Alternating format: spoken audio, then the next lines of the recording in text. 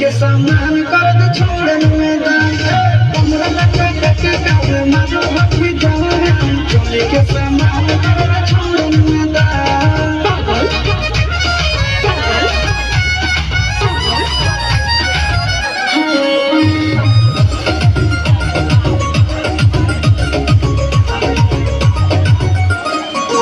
सुनो सजना तो कंगना रे मैं दिखा दूंगी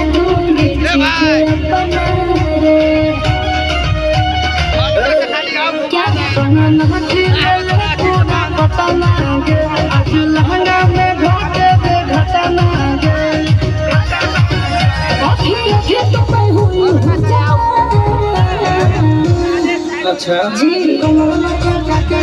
मारो हक जवान चोली के सामान कर दे छोड़न मैदान कमरा के मारो हक जवान चोली के सामान कर दे छोड़न मैदान